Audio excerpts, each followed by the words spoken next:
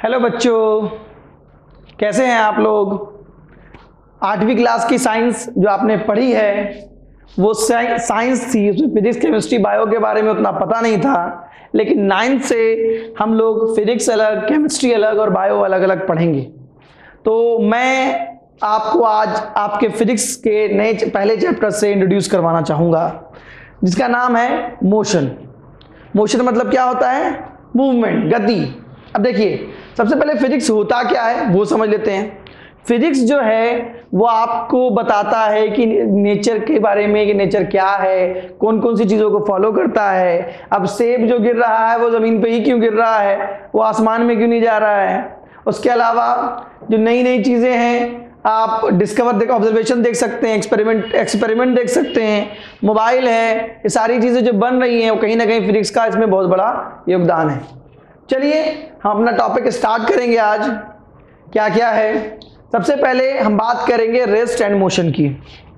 आप कैसे कह सकते हैं कि कोई बॉडी रेस्ट में है या मोशन में है? रेस्ट का मतलब क्या है? आपको मैं रुका हुआ लग रहा हूं? रेस्ट में हूं? आप बोलोगे यस सर। क्यों? क्योंकि आप भी रुके हुए हो। अब अगर आप रास्ते पे कोई आप खड़े हो, कोई गाड़ी चल रही है, आप तो रुके हुए हो, लेकिन आप बोलेंगे गाड़ी चल रही है। अब गाड़ी वाले को क्या लगेगा कि आप पीछे जा रहे हो, तो गाड़ी वाला एक्चुअली वो गाड़ी में तो बैठा हुआ, तो रेस्ट में है, गाड़ी मूव कर रही है, तो गाड़ी वाले को लगेगा कि आप पीछे जा रहे हो तो आप मोशन में हो। तो देखा जाए तो दोनों एक दूसरे को देख रहे हैं, दोनों मोशन में हैं। तो रेस्ट और मोशन जो डिफाइन होता है वो डिफरेंस होता है रेफरेंस पॉइंट से। रेफरेंस पॉइंट जो है वो बताता है कि आप एक्चुअली हो कहां पर, आप किस जगह पे हो और कैसे डिफाइन कर रहे हो। जैसे कि आप अगर खड़े हो, आप अगर किसी पॉइंट पे खड़े हो, यहां पर कोई दो चीजें देख रहे हो, एक बॉडी चल रही है और एक बॉडी रुकी हुई है, तो आपके लिए ये रेस्ट में है, ये मोशन में है। ठीक है। अब ये बॉडी जो चल रही है इसके लिए आप दोनों ही मोशन में है, क्योंकि इसके लिए लगातार आप आपका पोजीशन चेंज होता चला जा रहा है। देखिए एग्जांपल के तौर पे गाड़ी चलती हुई दिख रही है ना, अब पेड़ उसके पीछे जा रहा है, देखा? तो देखिए गाड़ी आगे बढ़ गई, पहुंच गई, पेड़ पीछे चला गया, तो पेड़ उसके लिए वो मोशन में और उसके लिए पेड़ मोशन में। ये आप समझ सकते हैं। इसलिए रेफरेंस पॉइंट का पता होना बहुत जरूरी है कि आप एक्चुअली देख किसको रहे हो। When position of body does not change, अगर पोजीशन चेंज नहीं हो रहा है तो रेफरेंस पॉइंट के हिसाब से तो आप कहेंगे कि बॉडी जो है वो मोशन में है या नहीं, वो डिपेंड करेगा। ठीक है।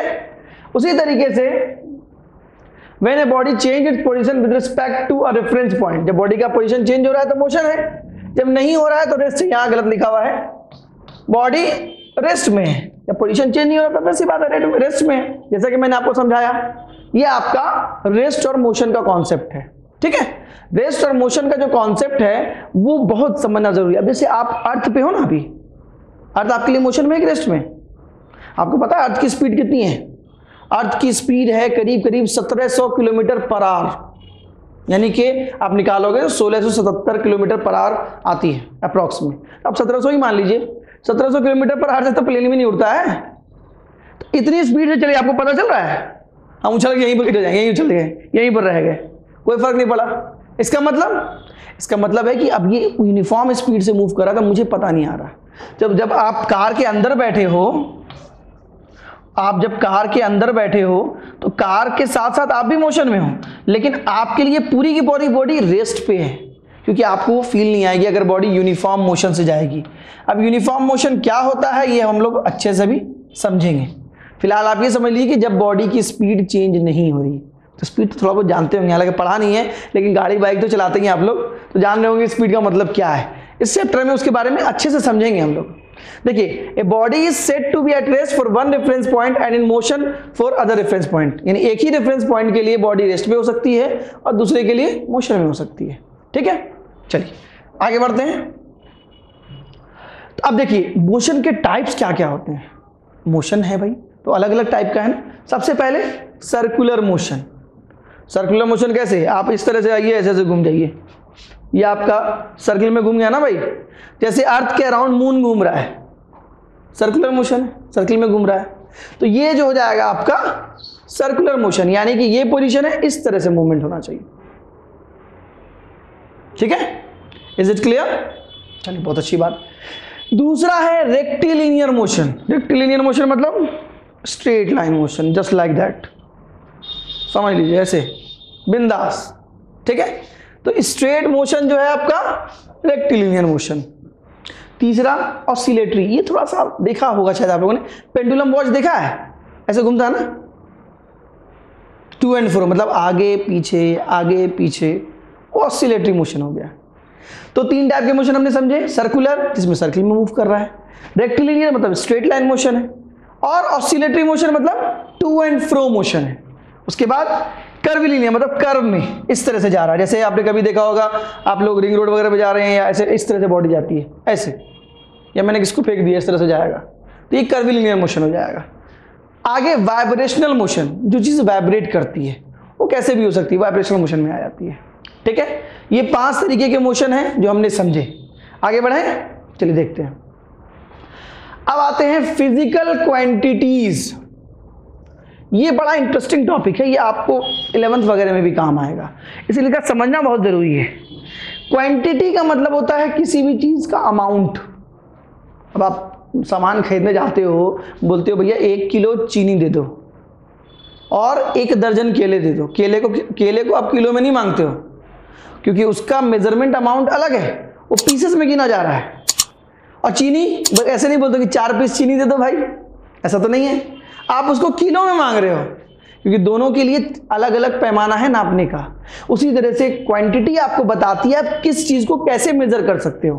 तो देखिए, सबसे पहले यहां पर अब टेम्परेचर है, उसको किस में नापते हैं, सेल्सियस में, केल्विन में। फिर स्पीड को किलोमीटर पर आवर में, मीटर पर सेकंड में। डिस्टेंस मीटर में या किलोमीटर में। और भी चीजें, टाइम को कितना बताइए, 4 किलोमीटर नहीं ना बजा जी, 4 बजा है, 2 बजा है, 4 किलोमीटर नहीं आएगा, क्योंकि यहां पर क्वांटिटी अलग अलग हो जाती है। तो क्वांटिटी बेसिकली 2 तरह की होती है, स्केलर और वेक्टर। स्केलर और वेक्टर।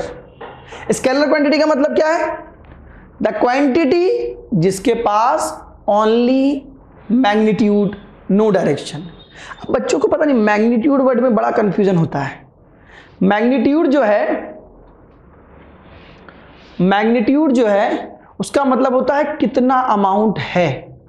मान लो कि आप 3 किलो आपने खरीदा सामान, तो अमाउंट 3 किलो है, तो उसकी वैल्यू बताता है।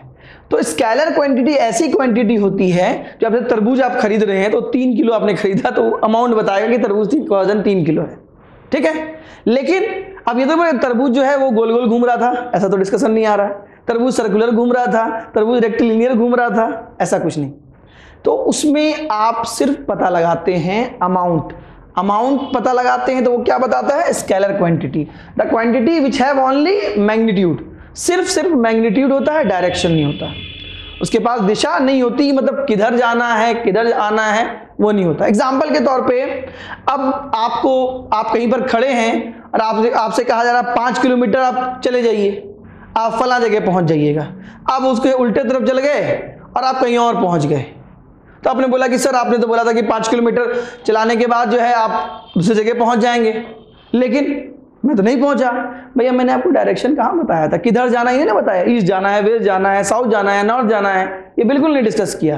तो जब मैंने आपको डायरेक्शन नहीं बताया तो 5 किलोमीटर तो सिर्फ वैल्यू बताई है, वो आप तो किसी भी दिशा में जाइएगा तो अलग अलग डायरेक्शन में पहुंचिएगा। तो 5 किलोमीटर अगर मैंने सिर्फ बोला तो इसके पास सिर्फ मैग्नीट्यूड है, तो यानी ये स्केलर क्वांटिटी है, तो इसको हम बोलेंगे ये डिस्टेंस है, कितना चलना है ये बता रहा है।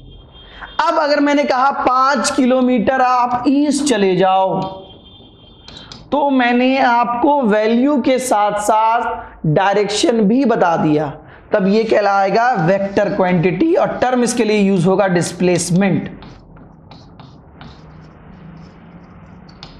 ठीक है। डिस्प्लेसमेंट टर्म यूज हो रहा है यहां। देखिए दोनों सेम चीज है, ये भी 5 किलोमीटर ये भी 5 किलोमीटर, लेकिन यहां पर डायरेक्शन आया, इसका नाम चेंज हो गया, क्योंकि ये अब एक साथ वैल्यू के साथ साथ आपको डायरेक्शन भी बताती है। आप देखिएगा वेक्टर क्वांटिटी का जो आपका डेफिनेशन होता है, the quantity which have magnitude as well as direction.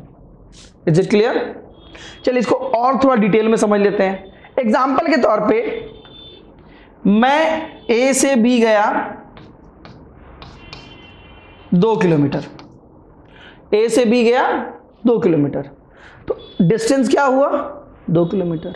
अब मुझे पता है मैं ए से बी गया तो डिस्प्लेसमेंट भी 2 ही किलोमीटर है, क्योंकि इसके बीच में कोई ऐसा नहीं कि डिस्टेंस और डिस्प्लेसमेंट अलग अलग हो जाएगा। मान लीजिए बी से सी चला गया 1 किलोमीटर, अब डिस्टेंस कितना 2 और 1 3, डिस्प्लेसमेंट वो भी 2 और 1 3, क्यों? क्योंकि वही आपका, कोई और उसमें डायरेक्शन नहीं आ रहा है। वापस में आ गया सी से बी 1 किलोमीटर, अब मेरा डिस्टेंस हो गया 4 किलोमीटर, लेकिन डिस्प्लेसमेंट जो होता है वो डायरेक्शन बताता है, तो वो सिर्फ बी और ए से मतलब रखेगा, फाइनल से इनिशियल पॉइंट का मतलब रखेगा। तो डिस्प्लेसमेंट मेरा 2 किलोमीटर रहेगा। डिस्प्लेसमेंट को ये मतलब नहीं कि आपने कितना चला, डिस्प्लेसमेंट ये बोलता है कि आप फाइनल पॉइंट से इनिशियल पॉइंट तक कितनी दूरी पर हैं। चलिए इसको और हम आगे समझेंगे डिटेल में। देखिए, तो अब देखिए डिस्टेंस, ये चीज इसमें समझाई गई है। The actual path travelled by a body between two position, कितना चला, जो मैंने बताया था ना अभी, कितना पोजीशन एक पॉइंट से दूसरे पॉइंट तक जाने में वो डिस्टेंस ट्रेवल किया। तो अब मान लीजिए अगर वो सर्कुलर ट्रेवल किया तो ये पूरा सर्किल ही इसका डिस्टेंस होगा, जो भी हो जाए। सेमी सर्कुलर क्या होता है पाई आर, तो पाई आर इसका डिस्टेंस होगा। लेकिन अगर मैं डिस्प्लेसमेंट की बात करूंगा तो डिस्प्लेसमेंट को ये मतलब नहीं कि आपने पाथ कैसा लिया, उसको ये मतलब है कि आप फाइनल से इनिशियल पॉइंट तक कहाँ हैं, तो डिस्प्लेसमेंट इसका होगा डायमीटर इसका। तो क्वेश्चन अगर कहीं आता है आपको तो डिस्टेंस और डिस्प्लेसमेंट में सिर्फ ये ध्यान दीजिएगा आप कि डिस्प्लेसमेंट का मतलब है फाइनल से इनिशियल पॉइंट तक का दूरी, और डिस्टेंस का मतलब टोटल कितना चला। एग्जाम्पल के तौर पे एक क्वेश्चन लेता हूं मैं, मान लीजिए ए से बी मैं चला 3 किलोमीटर, कहीं भी चला गया, घूमने चला गया, सिनेमा देखने चला गया। बी से सी गया 4 किलोमीटर, ए से बी 3, अब बी से सी 4 किलोमीटर, तो डिस्टेंस कितना चला मैंने, A B plus B C, यानी 4 प्लस 3 7 किलोमीटर। अब आप ध्यान देंगे डिस्प्लेसमेंट ये नहीं हुआ, डिस्प्लेसमेंट आपका ये शॉर्टेस्ट पाथ है। ये कितना होगा, इसके लिए आपको पाइथागोरस लगाना पड़ेगा। 4 का स्क्वायर प्लस 3 का square that is 16 plus 9 25, 5 kilometre. अब क्या ये 5 किलोमीटर चला है? नहीं चला, तो वो 7 किलोमीटर है, लेकिन देख रहे हैं कि जो एक्चुअल वो मूवमेंट उसका होना चाहिए था वो 5 होना चाहिए था, क्योंकि फाइनल से इनिशियल पॉइंट की दूरी 5 ही है। इस तरह से आप डिस्टेंस और डिस्प्लेसमेंट निकाल सकते हैं। ठीक है, आगे बढ़ते हैं, नेक्स्ट टॉपिक हमारा। अब देखेंगे एक और कमाल की बात है, डिस्प्लेसमेंट या तो डिस्टेंस के बराबर होगा, पहले देखा था ना बराबर था, या फिर कम होगा डिस्टेंस से। तो हम इक्वेशन लिखते हैं, डिस्प्लेसमेंट मस्ट बी मतलब या तो छोटा होगा या बराबर होगा किसके, डिस्टेंस के। ठीक है, 0 भी हो सकता है, हम मान लीजिए कहीं गए वापस घर आ गए, डिस्प्लेसमेंट 0। निगेटिव भी हो सकता है, उल्टे डायरेक्शन में चले गए, या देखो कैन भी 0 और निगेटिव भी लिख सकते हैं साथ में। ठीक है, अब देखिए इसका रेशियो निकालिए, displacement divided by distance must be less than और इक्वल टू 1। तो रेशियो या तो 1 के बराबर होगा या 1 से कम होगा, ज्यादा हो ही नहीं सकता, ये मस्ट है। ठीक है, डिस्टेंस या तो बड़ा होगा या बराबर होगा, वही बात को घुमाया जा रहा है, तो बात वही जो मैंने बता दी आपको। ठीक है, अब rate of motion, rate of motion actually कुछ नहीं है, मोशन जो चेंज हो रहा है तो आप ऑब्जर्व कैसे करते हैं उसको। 1 किलोमीटर चला तो आप बोलेंगे सर 1 किलोमीटर आप आधे घंटे में चले या फिर 10 मिनट में चले, तो दोनों ट्रैवलिंग तो सेम है लेकिन टाइम अलग अलग लग रहा है। तो इसी के रेशियो को हम अलग अलग नाम देते हैं जो स्पीड वगैरह बताते हैं। तो अगर मैंने कहा 1 kilometre travel in half hour या 1 किलोमीटर ट्रैवल इन 1 आवर, क्या दोनों रेशियो सेम है? ये हो जाएगा 2, ये हो जाएगा 1, तो यानी ये इससे डबल स्पीड से चला, मैंने बहुत जल्दी तय किया। यही चीज है इसका रेट। तो rate of change in two quantities with respect to time, ज्यादातर केस में टाइम ही आता है। स्पीड है, वेलोसिटी है, एक्सेलरेशन है, ये सारे टर्म्स बताएंगे अभी। अब आगे आते हैं स्पीड एंड वेलोसिटी। स्पीड क्या है, अभी से मैं बार बार बता रहा हूं आपको, रिपीट कर रहा हूं एक ही चीज कि स्पीड होता क्या है। स्पीड को हम रिप्रेजेंट करते हैं v से। तो speed is equal to distance by time. मैंने कितना डिस्टेंस ट्रेवल किया कितने टाइम में, मतलब अगर मैंने 5 किलोमीटर ट्रेवल किया है 2 घंटे में तो मेरा स्पीड हो जाएगा 2.5 किलोमीटर पर आवर। अगर मैंने 10 किलोमीटर ट्रेवल किया है 3 घंटे में तो मेरा स्पीड 3.33 किलोमीटर पर आवर। निकल गया ना। तो यहां डिस्टेंस आएगा, यानी इस डिस्टेंस कैसी क्वांटिटी है, स्केलर क्वांटिटी, क्योंकि उसके पास डायरेक्शन नहीं है। तो स्पीड भी कैसी क्वांटिटी होनी चाहिए, स्पीड को भी आप कहेंगे स्केलर क्वांटिटी। क्यों, क्योंकि एक स्केलर दूसरी स्केलर ही क्वांटिटी को जन्म दे सकता है। जब डिस्टेंस खुद स्केलर है तो उससे बनने वाली चीज भी तो स्केलर ही होगी। तो speed also is a scalar quantity. ठीक है बच्चे, समझ में आई बात, नहीं आई? अब यहां और भी टर्म है, मैं समझा रहा हूं। अब जैसे वेलोसिटी है, वेलोसिटी और स्पीड में ज्यादा फर्क नहीं है। जैसे कि मैंने बताया कि स्पीड जो है डिस्टेंस बाय टाइम है, तो वेलोसिटी डिस्प्लेसमेंट बाय टाइम है। वेलोसिटी डिस्प्लेसमेंट बाय टाइम, देखिए यहां लिख रखा है मैंने, velocity displacement by time. Displacement by time, जैसा कि मैंने बताया, तो डिस्प्लेसमेंट कैसी क्वांटिटी है, वेक्टर क्वांटिटी है। तो वेलोसिटी क्या होगी, वेक्टर क्वांटिटी। अच्छा एक चीज और है, स्पीड को कैसे नापते हैं, डिस्टेंस बाय टाइम, तो किलोमीटर पर आवर है या फिर मीटर पर सेकंड। स्टैंडर्ड यूनिट मीटर पर सेकंड है, बड़ी यूनिट किलोमीटर पर आवर। ये इसकी भी यूनिट सेम ही रहेगी, चीज तो सेम ही है ना, डिस्प्लेसमेंट नापते तो मीटर में ही है, लेकिन ये कैसी क्वांटिटी हो जाएगी, वेक्टर क्वांटिटी। और जैसा कि हम जानते हैं कि डिस्प्लेसमेंट जीरो हो सकता है, तो वेलोसिटी कैन बी जीरो और निगेटिव दोनों। जैसे कि डिस्प्लेसमेंट हो सकता है वैसे ये भी हो सकता है। क्लियर है बात? तो वेलोसिटी आप देख लें, थोड़ा समझ लें, कोई दिक्कत तो नहीं, मैंने बता दिया। हाँ, एक टर्म आता है एवरेज वेलोसिटी, जैसे कि एवरेज स्पीड मैंने बताऊंगा अभी। एवरेज वेलोसिटी क्या होती है, डिस्प्लेसमेंट कितना हुआ। देखिए टोटल डिस्प्लेसमेंट कोई वर्ड नहीं होता, डिस्प्लेसमेंट हमेशा डिस्प्लेसमेंट होगा। ये थोड़ा सा मिसप्रिंटिंग है, क्योंकि डिस्प्लेसमेंट कोई टोटल वर्ड हो ही नहीं सकता, कोई सेंस ही नहीं है। ठीक है, तो टाइम टोटल होगा। मान लीजिए हम एक पॉइंट से दूसरे पॉइंट तक कितना भी चल के आ रहे हैं, तो डिस्प्लेसमेंट तो शॉर्टेस्ट पाथ ही होता है, तो वो कभी भी टोटल नहीं हो सकता। टाइम चाहे टोटल, टाइम हमको टोटल लेना पड़ेगा, जितना हमने ट्रैवल किया है सारा टाइम लेना पड़ेगा। डिस्प्लेसमेंट सिर्फ बोलेंगे जितना पार्ट हमने फाइनल से इनिशियल पॉइंट तक है। ठीक है, चलिए अगर एवरेज निकालना है तो शॉर्टेस्ट फॉर्मूला है v plus you by two. v होता है फाइनल वेलोसिटी,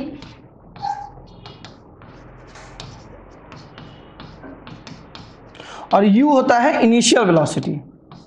u जहां भी देखिए आप समझ जाइए कि वो इनिशियल वेलोसिटी को रिप्रेजेंट कर रहा है।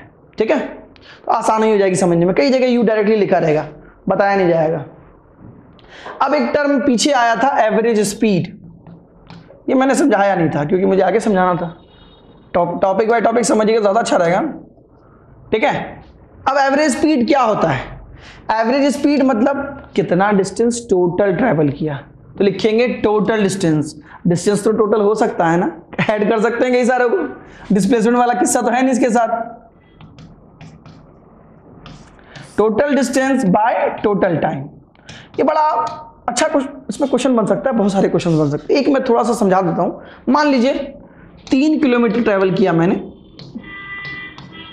2 घंटे में, सपोज दैट, और 5 किलोमीटर ट्रैवल किया मैंने 2 घंटे में, उसके बाद आफ्टर 3 किलोमीटर, तो टोटल डिस्टेंस कैसे लिखेंगे, एवरेज स्पीड को रिप्रेजेंट करते हैं VAV, ये रिप्रेजेंटेशन है। ठीक है, तो 3 प्लस 5, 5 प्लस 3 7 होता है कि 8 होता है, 8 होता है, ऑब्वियस सी बात है। 2 plus 2 4, 8/4 2 kilometre per hour. Average बताएगा कि आपने पर आवर जो है कितना किलोमीटर चला है टोटल जर्नी में, तो 2 किलोमीटर पर आवर। आप देखें 3 किलोमीटर 2 घंटे में किया, यहाँ 5 किलोमीटर 2 घंटे में किया, तो हमने क्या किया टोटल 4 घंटे में पर किलोमीटर पर आवर में आपने कितना ट्रेवल किया वो बताया जा रहा है। ठीक है, बात समझ में आई? इस पे हम लोग क्वेश्चंस और करेंगे, अभी तो हम टॉपिक कर रहे हैं। इस वीडियो के बाद कई सारे क्वेश्चंस डिस्कस करेंगे नेक्स्ट वीडियो में। पहले आप टॉपिक समझ लें, कॉन्सेप्ट समझ लें, बेसिक क्वेश्चन समझ लें, फिर हम लोग जब आएंगे दोबारा से तो बेस्ट क्वेश्चंस करेंगे। ठीक है, आगे बढ़ते हैं। चलिए ये देखिए एक जो छोटा सा क्वेश्चन है, ये एनसीईआरटी का क्वेश्चन है। Joseph jogs from one end A to the other end of B of a straight 300 meter road in 2 minutes 30 seconds and then turns around and jogs for 100 meter back to point C in another 1 minute. What are Joseph's average speed and velocity in jogging from A to B and from A to C? करके दिखाएं आप लोग, अभी तो concept समझाया मैंने, try करें और कमेंट सेक्शन में डालें क्या आंसर आ रहा है आपका, जब तक हम देखते हैं आगे। देखिए कैसे बनेगा, सबसे पहले हम देख लेते हैं। ए से बी गया कितना 300 मीटर, सही बोल रहा हूं ना? देख लीजिए कितना देर में गया 2 मिनट में, तो मिनट जब भी रहे उसको कन्वर्ट कर दीजिए आप सेकंड में, कितना सेकंड हो जाएगा? अरे ये तो जानते ही होंगे आप लोग, 120 सेकंड्स। 2 मिनट मतलब 120 सेकंड। ठीक है, और उसके बाद 30 सेकंड भी है भाई, देखते नहीं हैं आप लोग ढंग से, बताइए कि सर आप गड़बड़ कर रहे हैं। 120 सेकंड नहीं है, 150 सेकंड, 150 सेकंड। ठीक है, उसके बाद turn around and jogs 100 metre, वापस आया कितना 100 मीटर। देखिए अभी जो मैंने कॉन्सेप्ट समझाया था लगभग सेम है, बस वहां पर मैंने किलोमीटर में ले लिया था। अब क्या कितने देर में आया 1 मिनट में, यानी कि 60 सेकंड में। आपको एवरेज स्पीड और एवरेज वेलोसिटी निकालनी है। तो सबसे पहले हम एवरेज स्पीड निकालेंगे ए टू बी का, और ए टू सी दोनों निकालना है। तो सबसे पहले हम ए टू बी का निकालेंगे। ए टू डिस्टेंस हमारा 300 मीटर बाय 150, कितना आ जाएगा कट के 15 दूनी 30, 2 मीटर पर सेकेंड। हमारा वेलोसिटी भी सेम आएगा क्योंकि वहां तक का डिस्टेंस सेम है, तो दोनों के लिए आंसर सेम आ जाएगा। अब हम बात करेंगे ए से सी तक की। तो ए से सी तक जब हम देखेंगे तो डिस्टेंस 300 प्लस 100 यानी 400 मीटर हो जाएगा। टाइम 150 प्लस 60 सेकेंड यानी कि 210, कट गया 40/21 अराउंड 1.9 मीटर पर सेकेंड, ये आ जाएगा आपका। ठीक है, अब अगर एवरेज वेलोसिटी निकालिएगा तो अब डिस्टेंस तो आपका 200 मीटर हो गया, टाइम आपका 210, 0.9 मीटर पर सेकेंड। अब देखिए स्पीड और वेलोसिटी में तो बहुत अंतर आ गया, एवरेज स्पीड एवरेज वेलोसिटी में। क्यों? क्योंकि भाई अब यहां तक के लिए डिस्टेंसेस और डिस्प्लेसमेंट में फर्क आ गया। जब तक दोनों का कॉमन पॉइंट था तो कोई दिक्कत नहीं थी, दोनों की वैल्यू सेम थी। ठीक है, चलिए क्वेश्चन बना लीजिएगा और पहले तो खुद से ट्राई कीजिए, फिर मेरा देखिएगा बाद में। आगे देखिए, अब हमारा एक टर्म आता है एक्सेलरेशन। आपने देखा है कि स्पीड जो है वो distance upon time, velocity displacement upon time. Velocity का मतलब क्या है, अब इसको थोड़ा सा समझ लेते हैं। मान लीजिए कि हम एक डिस्टेंस है 5 किलोमीटर, 5 किलोमीटर 1 घंटे में ट्रैवल किया तो वो हो गया 5 किलोमीटर पर आवर। 5 किलोमीटर मैंने 2 घंटे में ट्रैवल किया तो 2.5 किलोमीटर पर आवर, यानी मेरी स्पीड पर आवर के हिसाब से कम हो गई। अब मैंने पर आवर की स्पीड चलते चलते बढ़ा दी, 2.5 की जगह सडनली मेरी स्पीड बढ़ के 4 किलोमीटर पर आवर हो गई, यानी कि मैं पहले 2.5 किलोमीटर पर आवर चल रहा था, तुरंत मैंने स्पीड को अपना चेंज करके 4 किलोमीटर पर आवर कर दिया, तो मेरी स्पीड में कितना, मेरी वेलोसिटी में कितना चेंज आया 1.5। इसी चेंज को लाने में जितना टाइम लगा उसका रेशियो कहलाता है एक्सेलरेशन। बहुत बच्चों को कंफ्यूजन होती है। अब मैं लगातार चल रहा हूँ, देखो ऐसे चल रहा हूँ, अब मुझे स्पीड बढ़ाने के लिए क्या करना पड़ेगा, थोड़ा सा इसको फोर्स देना पड़ेगा, तो ऐसे झटका दूंगा स्पीड चेंज हो जाएगी। इसी का चेंज कहलाता है एक्सेलरेशन। और एक्सेलरेशन क्या है इसको आप याद कर लीजिए, change of velocity with respect to time, time के रिस्पेक्ट में जितना वेलोसिटी में चेंज आया, अब जमीन की वेलोसिटी बढ़े ही घट भी सकती है, तो वेलोसिटी का चेंज आया पर्टिकुलर टाइम में, वो टर्म कहलाता है एक्सेलरेशन। अब इसकी यूनिट क्या होगी भैया, स्पीड वेलोसिटी की यूनिट क्या होती है, मीटर पर सेकंड। टाइम से और बार डिफाइन कर दिया, तो जब एक बार और हम डिवाइड कर रहे हैं तो मीटर पर सेकंड बाय सेकंड यानी मीटर पर सेकंड स्क्वायर, या फिर किलोमीटर के टर्म में किलोमीटर पर आवर स्क्वायर। ये दो यूनिट्स आपके लिए यूजफुल है। अब चेंज इन वेलोसिटी को कैसे लिखेंगे, v माइनस यू, मैंने बताया था v final velocity u initial, तो उसको चेंज को ऐसे ही लिखेंगे v minus you by T, that is acceleration. ये आपका एक फॉर्मूला बन गया। बच्चों हमने एक्सेलरेशन समझा। अब एक्सेलरेशन जो है बेसिकली दो तरह के हो सकते हैं, एक होता है पॉजिटिव एक्सेलरेशन, दूसरा होता है निगेटिव एक्सेलरेशन। पॉजिटिव एक्सेलरेशन का मतलब जब वेलोसिटी बढ़ रही हो, चेंजेस जो हो v पॉजिटिव हो, मतलब मैक्सिमम हो, u कम निगेटिव वैल्यू हो, कम वैल्यू, तो जब वेलोसिटी बढ़ती है तो कहेंगे एक्सेलरेशन जो हो रहा है वो पॉजिटिव हो रहा है। जब वेलोसिटी घट रही होगी, जब फोर्स को इसको रोक रहा होगा, तो नेगेटिव एक्सेलरेशन, या फिर इसको हम कहेंगे retardation. Retardation is also known as negative acceleration, या फिर कहते हैं डी एक्सेलरेशन। देखिए मैंने कई नाम बता दिए आपको, याद रखिएगा, ऐसा नहीं भूल जाइएगा सर। नेगेटिव एक्सेलरेशन क्या है सर, रिटार्डेशन क्या है, हमने बताया नहीं है। तो रिटार्डेशन, डी एक्सेलरेशन और नेगेटिव एक्सेलरेशन तीनों एक ही चीज है। मतलब वेलोसिटी जो है वो धीरे धीरे कम हो रही है, वेलोसिटी बढ़ेगी तो पॉजिटिव एक्सेलरेशन या एक्सेलरेशन कह सकते हैं, ठीक है। अब उसके बाद एक्सेलरेशन के दो टाइप उनके मूवमेंट के हिसाब से भी होते हैं। जैसे कि अगर एक सेकंड में वो 2 मीटर पर सेकंड स्क्वायर की स्पीड से कर रहा है, मतलब मान लो हर सेकंड में वो 2 मीटर पर सेकंड में स्पीड बढ़ जाएगी। पहले स्पीड 4 थी, अब 6 हो गई, अब 8 हो गई, यानी हर सेकंड में उसकी वैल्यू 2 मीटर पर सेकंड बढ़ जाएगी। तो हम कहेंगे जो एक्सेलरेशन है वो यूनिफॉर्म है, यानी हर सेकंड में 2 मीटर पर सेकंड की स्पीड चेंज हो जाएगी। Acceleration is uniform. अब अगर मान लो पहले सेकंड में 4 मीटर पर सेकंड था, अगले में 6 हुआ, उसके अगले में 9 हो गया, मतलब पहले में चेंज 2 का आया, उसके अगले में 3 का, तो हम कहेंगे ये नॉन यूनिफॉर्म एक्सेलरेशन है, यानी कि यूनिफॉर्मली जो है स्पीड नहीं बढ़ रही, यूनिफॉर्मली वेलोसिटी इंक्रीज नहीं हो रही। दो टर्म बताएं आपको, पहला क्या, यूनिफॉर्म एक्सेलरेशन लिख रखा है, दूसरा नॉन यूनिफॉर्म एक्सेलरेशन। इसी डेफिनेशन में आप लिखिएगा change in velocity is unequal in equal interval of time non uniform के लिए। यूनिफॉर्म के लिए तो लिखा हुआ आपके पास, नॉन यूनिफॉर्म मोशन में आप क्या लिखेंगे, अनइक्वल चेंजेस है। यहाँ पर देखिए चेंजेस अलग अलग है, तो unequal changes in equal interval of time, ठीक है। चलिए आगे बढ़ते हैं।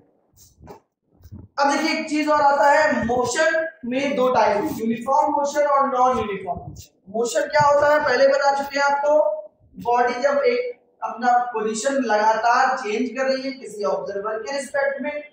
ऑब्जर्वर मतलब कौन, देखने वाला कोई भी हो सकता है, कुत्ता बिल्ली कुछ भी हो सकता है, इंसान भी हो सकता है। तो किसी ऑब्जर्वर के रिस्पेक्ट में लगातार पोजीशन चेंज करती है, बॉडी मोशन में है। अब मोशन यूनिफॉर्म है कि नहीं है ये कैसे पता चलेगा, मान लीजिए मैंने 1 सेकंड में डिस्टेंस ट्रेवल किया 4 मीटर, अगले सेकंड में 6 मीटर, अगले सेकंड में 8 मीटर, उसके अगले सेकंड में 10 मीटर, तो हर सेकंड में मेरा चेंजेस क्या है, 2 मीटर, यानी मैं हर सेकंड में 2 मीटर बढ़ जाऊंगा।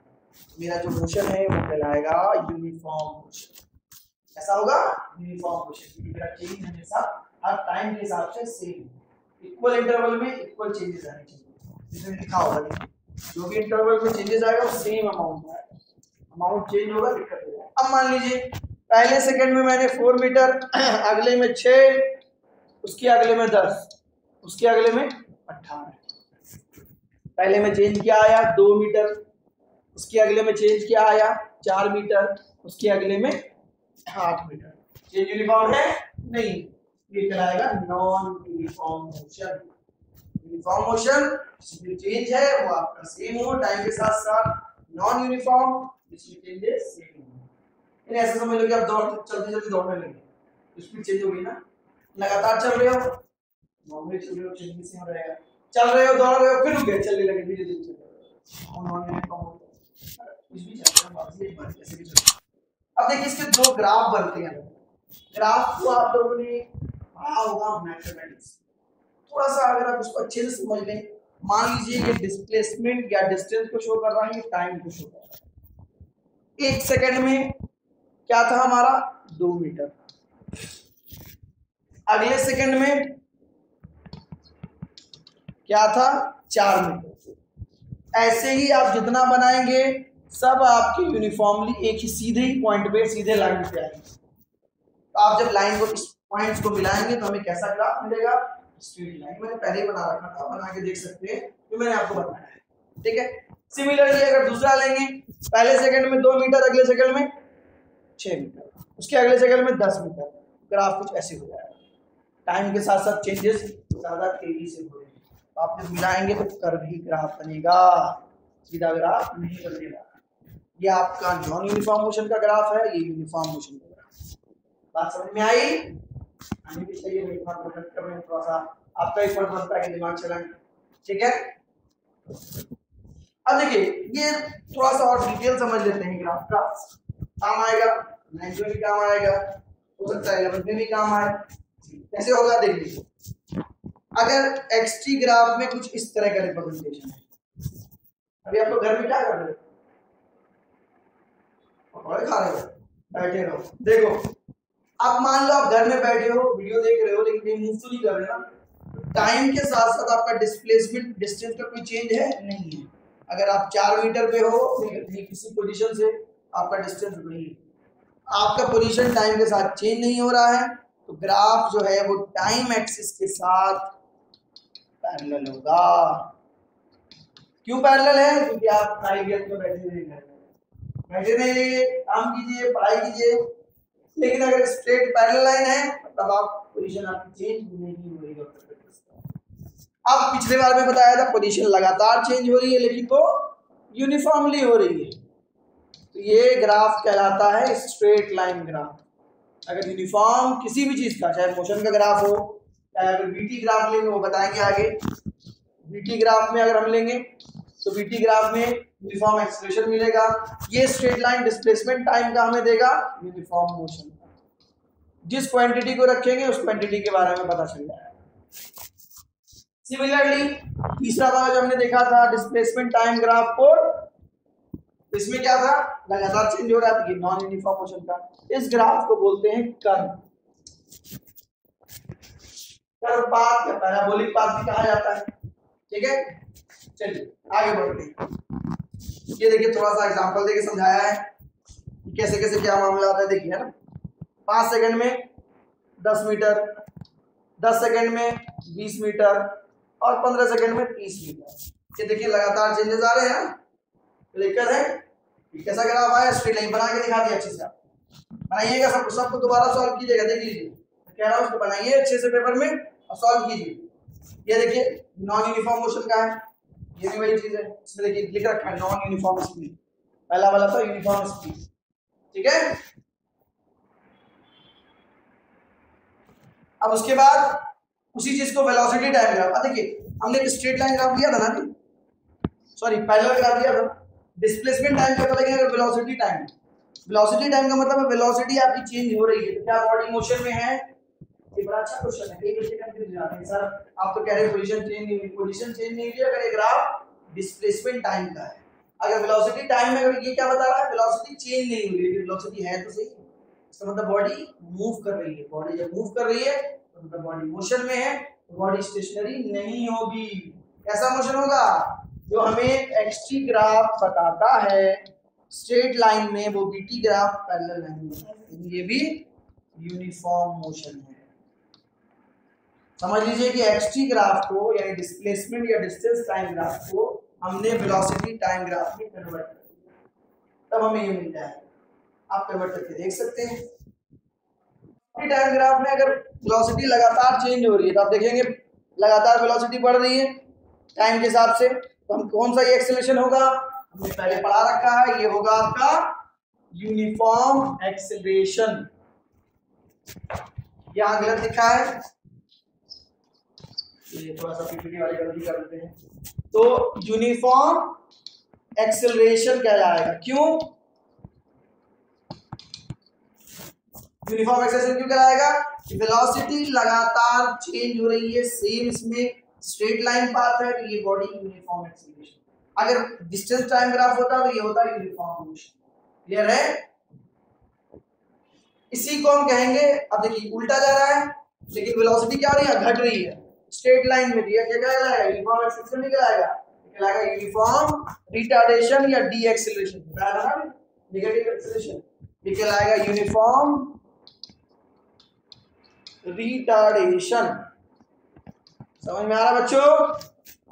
दिक्कत नहीं चाहिए भाई कॉन्सेप्ट में, कोई दिक्कत हो सीधा कमेंट सेक्शन में पूछिए, एक्सप्लेन किया जाएगा, एक्स्ट्रा अलग से लाइव आएंगे आपको समझाएंगे। आगे देखिए, अगर वेलोसिटी कुछ इस तरह से चेंज हो, बढ़े घटे, ये नॉन यूनिफॉर्म हो गया, कभी बढ़ रहा है कभी घट रहा है, सीधे से अलग अलग आ रहे हैं, ये कहलाएगा आपका नॉन यूनिफॉर्म एक्सेलरेशन। ठीक है, अब देख रहे हैं ना, 0 से 25-22 तक में बढ़ा, फिर घट गया, फिर बढ़ा, ये नॉन यूनिफॉर्म है, पर एक जैसा बढ़ता घट नहीं रहा। ठीक है, अब आते हैं equation of motion. Equation of motion total हमारे पास 3 है।